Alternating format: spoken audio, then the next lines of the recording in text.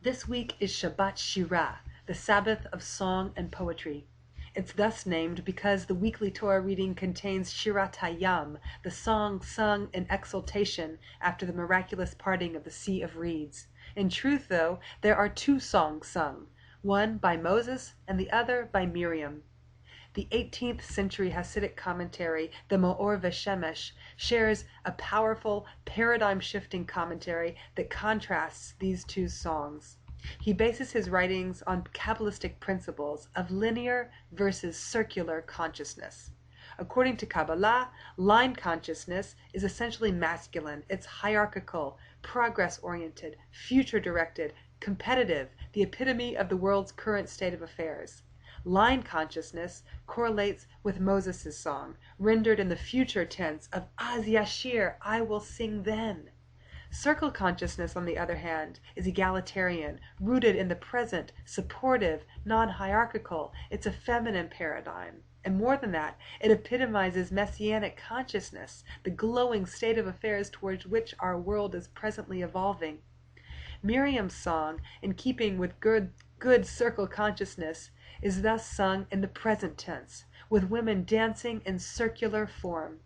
Each woman stands equidistant from the center, all with equal access to God, where everyone is holy and wholly rooted in their own source of wisdom.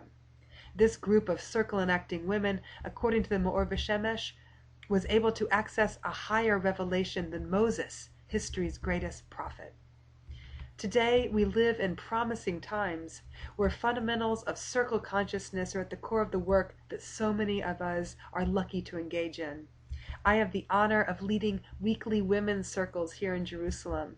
Our meetings are based on a model of group work culled directly from what we call the Miriam Code, those enigmatic 2 verses of Miriam's song and dance. Together we strive to create a safe and sacred environment for personal growth by using the circle principles of full embodiment, presence, inclusivity, creativity, and a pervasive sense of equality. It's deep and powerful work. So I bless all of us that we may each in our own way taste the fruits of circle consciousness, flooding into and rounding out the angles of our all too linear world. This poem is in Miriam's voice. It's called The Women's Circle. Women, raise your voices in rightful ruckus. Beat drum, sing song, and stun anyone who ever called you too timid to sing. For the Spirit alone instructs your lips and limbs as to the allowance of their bend. And propriety is defined by the prophetess who abides within. For she will be the one to pull the covers of your tresses, to dress her modest as she launches into her loudest campaign for you to stand and dance majestic on this well-sanded stage. Sisters, this is why we wear our drums ready on our shoulder blades. This is why we strum the strings that cinch and clasp us close, to seize this moment at the sea, that it may become a fable famous and decree for as long as history needs a precedent, to utter unabashed riffs of praise. Here we are held responsible to sing of the God-drenched things that we have seen, and we will whirl castles out of sand with our dance, unhampered, unashamed, entranced. For we handmaids have a mandate to hand-make our music, to move muscles, to meet quotas of creative output through inspiration and struggle, to sway on sand dunes undone by a tune, to be emboldened in our God-given right to self-expression, and let us ignite each other's dormant scorch of dreams and vision.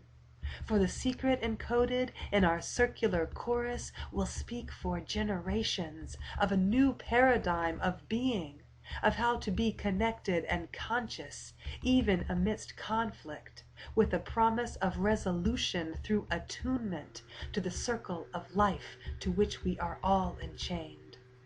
And our dance will evoke an approaching era when the ailments born of institution and competition will dissolve into a thick colloidal solvent of equality. and common dignity for all will incorporate, irregardless of position on the no longer existent ladder of hierarchy.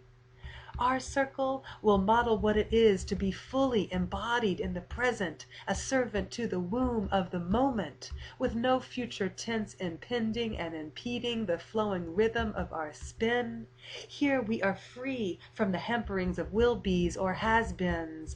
Temporality is our temple in this circle, where all is ample and transparent. Ours a choreography of equality, inclusivity, of bringing all of me into this welcome circle, crucible of communal commitment. Here we operate on breath and stretch and offer limb to reach beyond the limitations of a linear world gone wrong. Here we are egalitarian and elegant, responsive and penetrant, embodying ideas and idealizing emotion, invoking insight at the lips of the ocean, holding up mirrors like the windows of waves, reflecting each other face to effervescent face. And so it was, is, and will be, in one graceful gesture at the parting sea, that the women set out with clapping feet to circle in a consciousness of present tense and equality.